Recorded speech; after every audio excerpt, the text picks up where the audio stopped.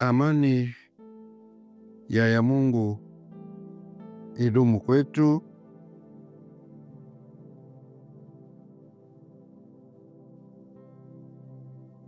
Ndiyo walimu mbalimbali na wahanga wa utawala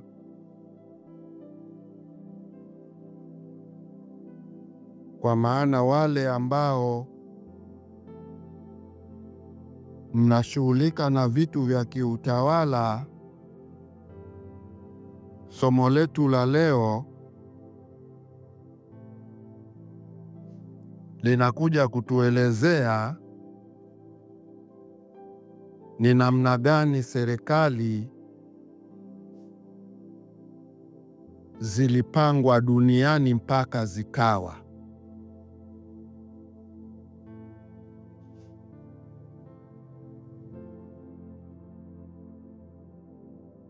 Serikali hizi unazoziona ziko duniani leo tutapata mchanganuo wake mkubwa zaidi, ili mnaowekwa kwenye siasa, mnaowekwa kwenye diplomasia, mnaowekwa kwenye miundombinu ya kutawala na kutawaliwa, muwe kwanza na elimu ya chanzo cha jambo mnaloliendea kwa lengo la kuliishi jambo hilo.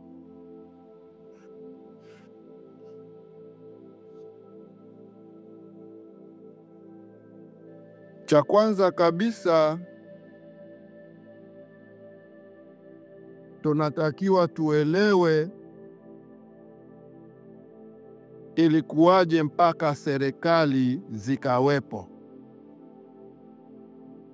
Na ndio somo letu la leo, na mpate mapana makubwa kupitia tawala hizi.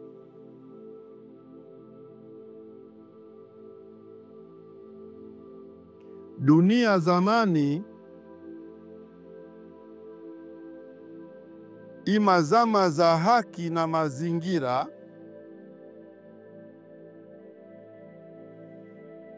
dunia zamani ilisimamiwa kwa maneno ya kiutu, ambao wami mbalimbali ndo walisimamia kuweka ufasaha wa kiutu.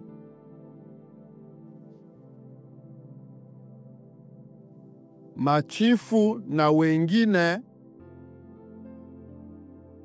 walikuwa wasimamizi wa mazingira mahala ambapo kulikuwa kuna wami wa kiutu waliyekuwa wanazungumzia namna ya kuishi utu duniani.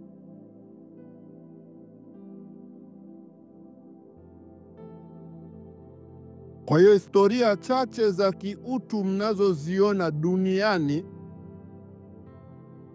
zimezoleta unyoofu mchache wa watu kuujua utu wao. Historia hizo ziliachwa na mamwami kwenye dunia hii.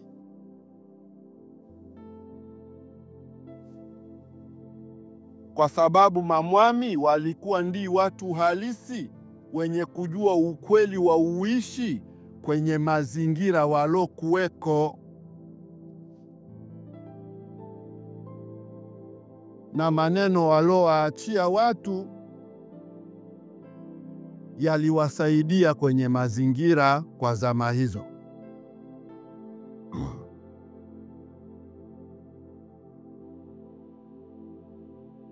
Sasa zikaja zama za viumbe kutoka sayari moja kuja sayari zingine, Viumbe hawa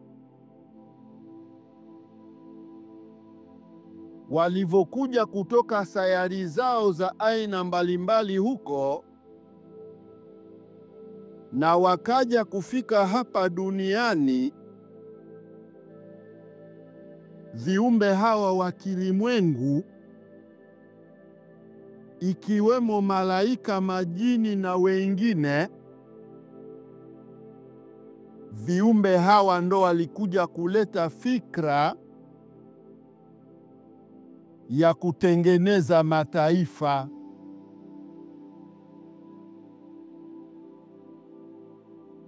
Na katika fikra zao za wao kuyatengeneza haya mataifa, walitengeneza jambo haki ndiyo ikae katika usimamizi wa mataifa na sio ukweli ndo ukae kwenye mataifa.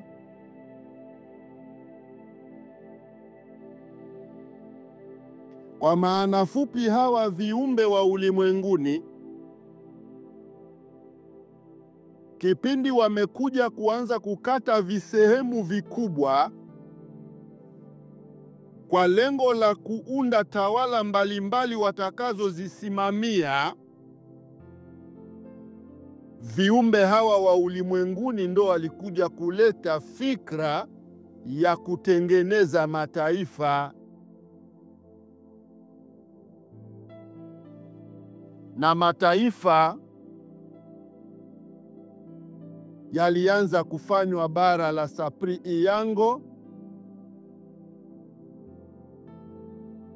kwa leo hii ni bara la Antarctica. Baada ya viumbe mbalimbali kuharibu mazingira kule na watu wa kule kupoteza mwelekeo wa kiutu, ndo baadhi ya viumbe wakakimbia na mambo ya kule, wakaja nayo bara la Eastugo ambalo kwa sasa linaitwa Ulaya.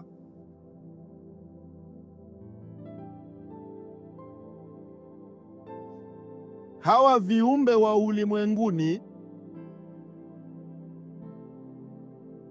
ndio wakaja na akili ya kuunda serikali, wakapanga ajenda serikali iwe na raisi.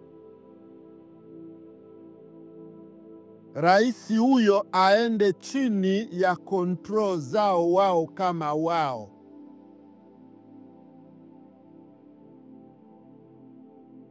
Hapa ndo mjue mwanzo wa dunia ilivyoanza kutawaliwa na viumbe hawa.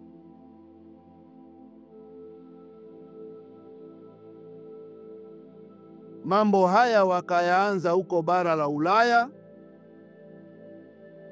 huku wakiwa wameisha athiri bara lingine huko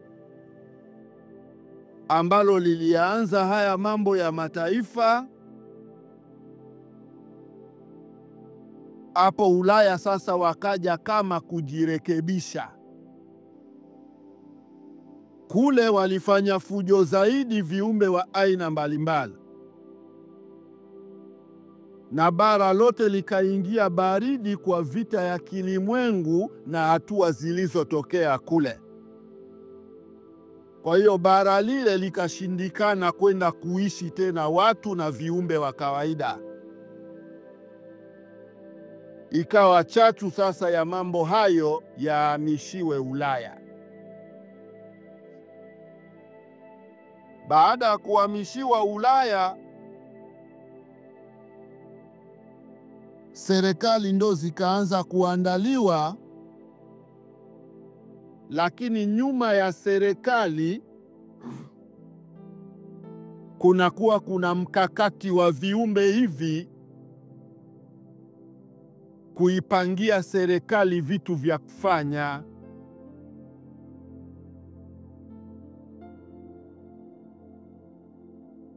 Kwa hiyo mkiona watu wanashindwa kuelewana duniani, haina maana kwamba watu wanashindwa kupatana, ila nyuma ya watu walioshika haya mataifa wakapewa hizi diplomasia. Hizi diplomasia zote ni mbinu kutoka kwenye viumbe hawa wa ulimwenguni, ikiwemo hawa majini, malaika hawa, aliens na wengine ambao walikuwa ni makada humo. Ziko sayari zingine ambazo ni sayari baridi zinazofanana na dunia. Viumbe hawa walishaenda na huko, wakataka kupeleka mambo yao huko, wakakuta sayari zingine huko tayari zina miongozo mingine. Kwa hiyo huwa wanaiteka sayari ya viumbe ambao hawana utu wao, ima hawasimamii uhusika wao. Hawa viumbe huwa wanakuja kufanya ya kwao kwa niaba ya kuweza kuchukua mambo ya sayari kufaidisha sayari nyingine.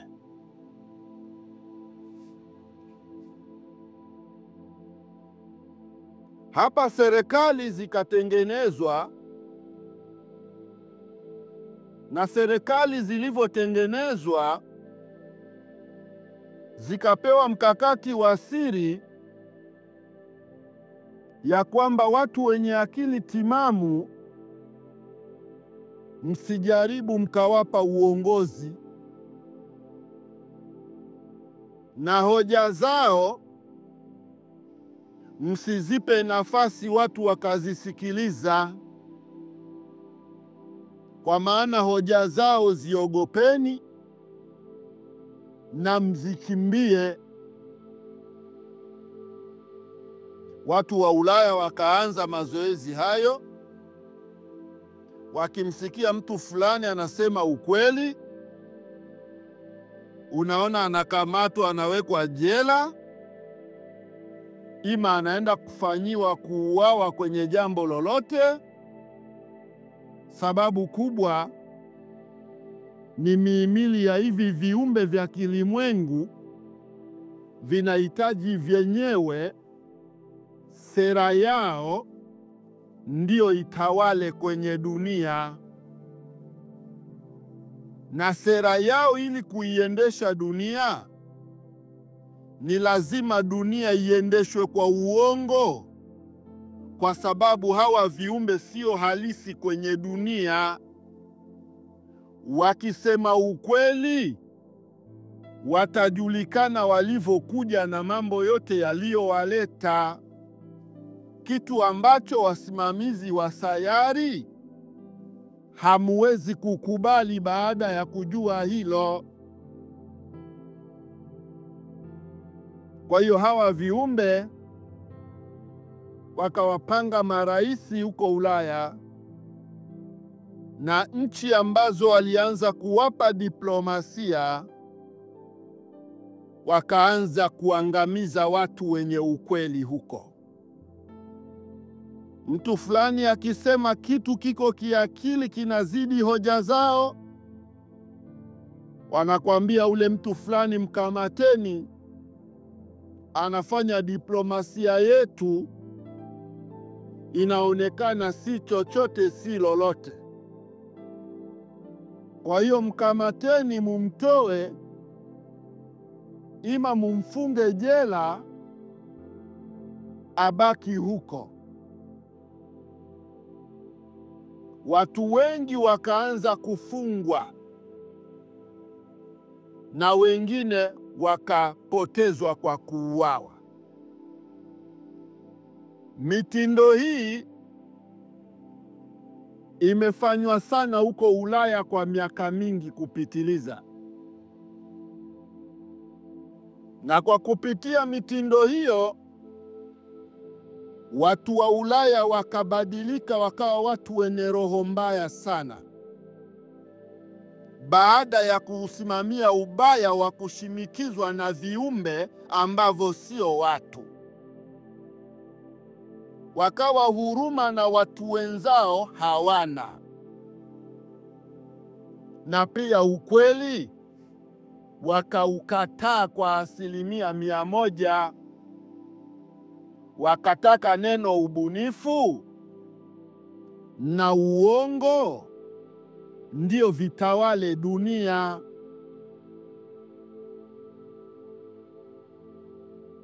Serikali zikaendelea kuundwa, makada waliopewa hapa duniani sasa kusimamia wakaunganishwa kwenye mikataba hiyo. Baada ya watu kuunganishwa kwenye mikataba, hao watu wakajihisi wao ni fahari kuwa na mikataba hiyo. Ule ufahari wao ndio ukaanza kutumiwa kama moja ya njia ya kuwakandamiza watu wenzao.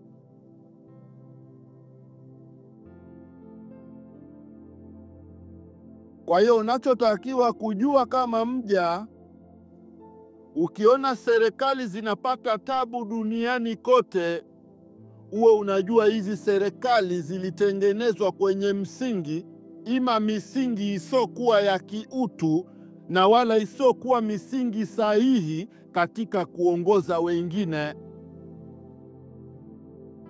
Wakazunguka duniani kote na mwisho wakaja bara la Arikasi ambalo sasa lilikuja kuitwa Afrika.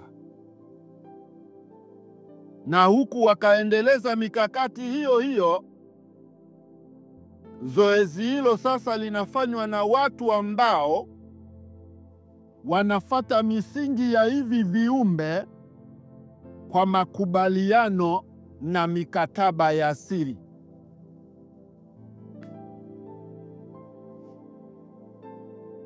Mbinu mbalimbali za kutawala zikaletwa na hawa viumbe. Wakatoa fikra mbalimbali za kuua mazingira. Wanaulizana kule Afrika nini kinawapa shida? Wanaambiwa kule Afrika kuna jambo linaitwa Mungu. Lile jambo ndo linaleta shida kule. Si tunapata shida kwenda kufanya mambo yoyote kule, inakuwa haiwezekani. Hawa viumbe wa ulimwenguni wakawaambia wadau wao kwamba hiyo ni kazi ndogo tu. Hiyo ni kazi ndogo sana. Kwa hiyo cha kufanya nyinyi, chukueni hivi viabudiwa visivyokuwa Mungu, mviundie makala mbalimbali, alafu mkifika huko wale watu wa mwanzoni wabadilisheni hata kwa fimbo wavifate hivi, na kisha hivi ndo waviite Mungu. Wakisha baki wanaviita Mungu hivi visivyokuwa Mungu, tayari watakuwa wao wameshamuasi Mungu, na kwenye roho za wazazi wao waliomwabudu Mungu wa kweli, hawa watakaokuwa wamemuasi Mungu watakuwa wameshachukizana na wazazi wao wenyewe. Kwa hiyo hapo mtakuwa mmeshawatengeneza chuki ya roho za kwao wenyewe kuwachukia.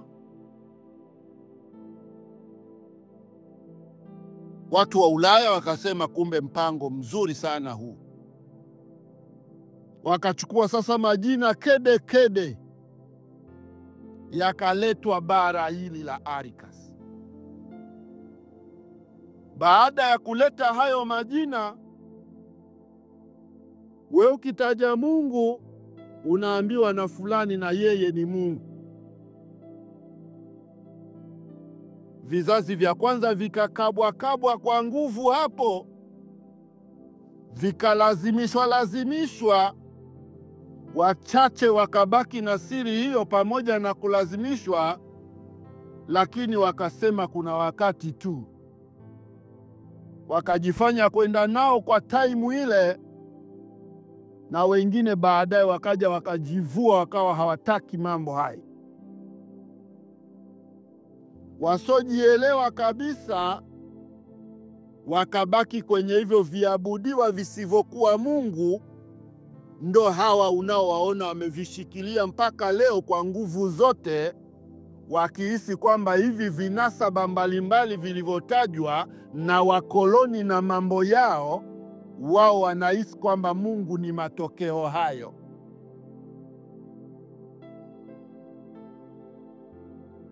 Viumbe wa ulimwenguni wakiwa wako nyuma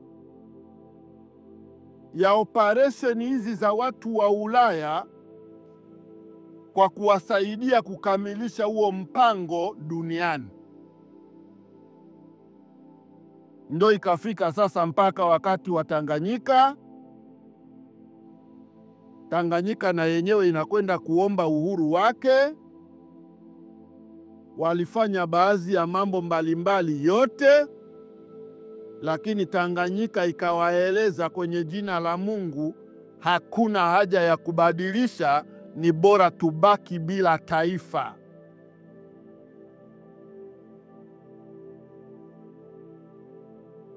Najua naeleweka hapa na wenye akili.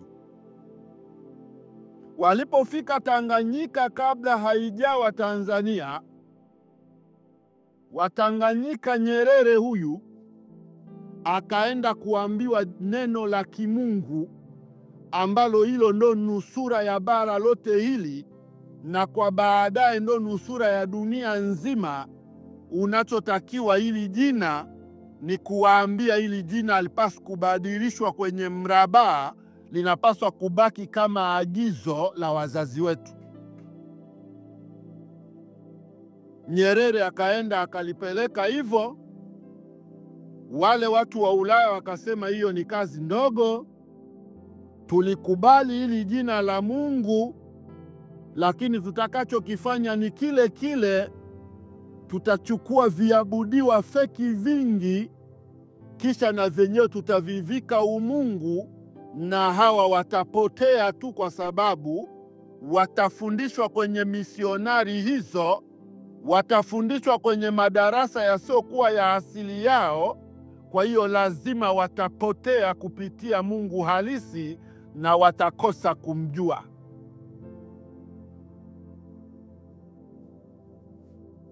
Misheni hiyo ikatengenezwa, ndo hawa Watanzania wengi unaowaona leo wako bize na kuabudu wasioyajua.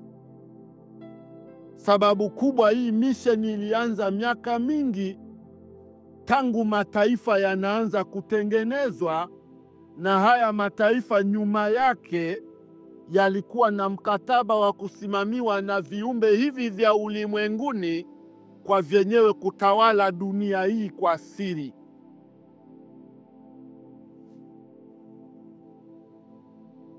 Sasa nyinyi mmeokalia siasa, mnasema mnapigania diplomasia, mnapigania mambo ya kwenu, taifa lenu likombolewe. Kwanza jitazameni mko kwenye necha gani?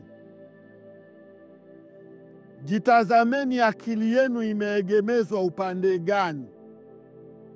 Hapa ndo mtajijua kama nyie ni wanadiplomasia kweli, na hapa ndo mtajijua kama nyinyi ni watu wenye athari zidi ya watawaliwa wenu kwa ufasaha mkubwa.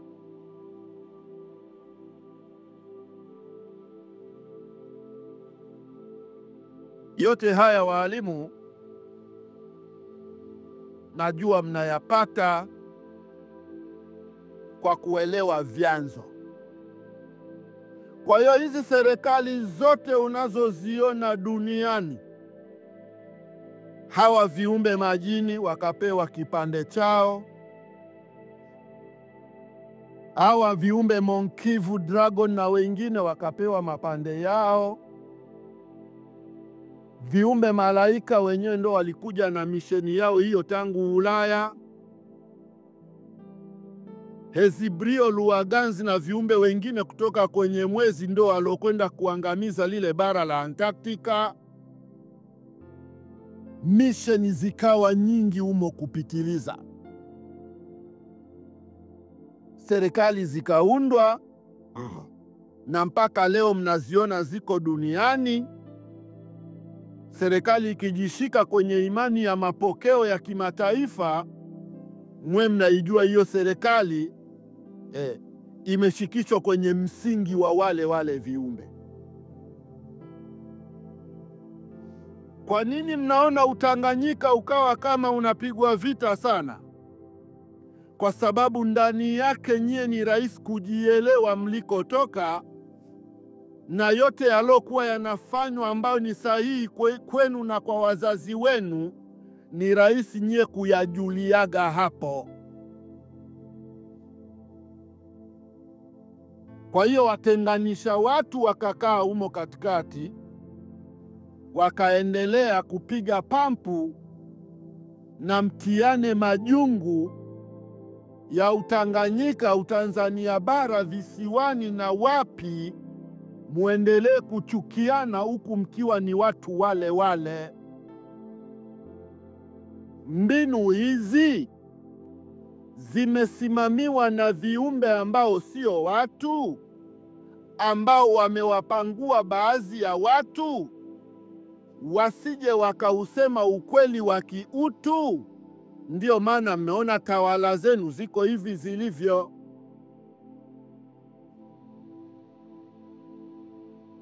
Kwa hiyo leo Tanzania mnatajiwa jina la Mungu, alafu wengi wenu mko bize mnaabudu visivyokuwa Mungu. Yaani mnaenda kuabudu vilivyofananishwa visivyokuwa halisi. Sababu kubwa yalotumika hapo ni maono hayo ya kuwatoeni kwenye uchamungu halisi. Na uchamungu halisi ni umoja. Na mpaka leo nyie hamuujui umoja. Na hapa hao viumbe wakajua wazi wamekwisha faulu mambo yao. Kwa hiyo waalimu mnaojiulizaga hizi serikali zilikuwaje? Hizi serikali ni ngumu kutenda haki na ukweli, kwa sababu serikali nyingi nyuma yao hawataki kufata uhalisia wa watu waliosema ukweli, wanafata mawazo ya viumbe hivi vya ulimwenguni. Ndo maana utaona maelezo ya vile viumbe, ndo serikali ina appreciate maelezo yale ya kutoka kilimwengu. Ikiwa ni mambo ya kiimani, utaona hayo ndo wameyapa kipaumbele. Ile yote waliwekwa hivyo ili mkae kujipotosha wenyewe.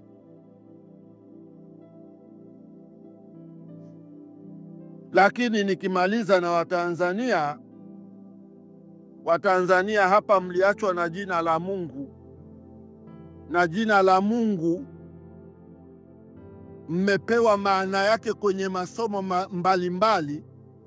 Hamuwezi kugawanyika kwenye jina la Mungu katika kuabudu nyie mkawa ni watu fasaha kwa Mungu. Haiwezekani. Je, mkiona mmegawanyika kwa lolote lililowagawanya, muwe mna kitu cha kujiuliza, umoja uko wapi wa huu cha Mungu, ili muupatie taswira yake ya kuurudia. Na nje na hivyo, hata taifa hili hamtopata nusra yoyote, na kitakachotokea hapa baada ya nyie kuuasi ukweli kitakuwa ni kigumu zaidi ya taifa lolote duniani. Nyinyi mkiasi ukweli huu, kitakachokuja kuwatokeeni, kwanza mmezaliwa kwenye ukweli halisi, alafu muonekane kuupinga ukweli halisi, eti kwa sababu mnataka hela, mabadiliko na mambo mbalimbali msokuwa na elimu nayo, mmejifanya humu eti nanyi ni wasomi, wakati hamjui hii dunia ilisharanguliwa muda mrefu, na viumbe hivi vya ulimwenguni vimefanya siri kubwa ya kuharibu watoto wote wa watu. Haya huwezi kuambiwa na yoyote nje na mimi Mwamilo Koko. Mimi ndo nitakueleza haya ili ujue kama unataka kwenda kutawala, uwe unajua ndani ya nchi hii ima bara hili wako watu wenye akili, wanajua mtawala anayeelekea kwenye ukweli wanamuona matendo yake. Mtawala ambaye ana respekti vitu vya kilimwenguni kupitiliza, wanajua huyu ni dalali wa hivyo viumbe. Kwa hiyo mkiona mtawala yuko bize kukaa na pamba haya mavitu ya kilimwengu, hata awapeni sera nzuri namna gani, jiulizeni vichwani mwenu, huyo ni mranguliwa, nanyi mnauzwa kupitia huyo. Na hapo taifa la maana nyie hamna, baada ya kupoteza ukweli wa umoja wa kuishi kwenu kama watu kimungu.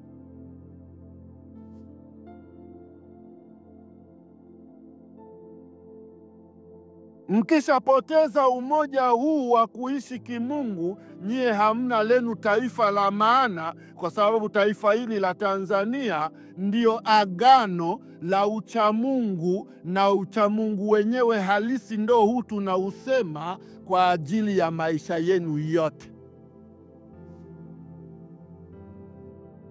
Niwashukuru ndugu waja na walimwengu. Somo halisi linalozungumzia habari ya utawala na serikali za duniani limekaa liko hivyo, na huu ndio ufasaha wake na ukweli. Asanteni.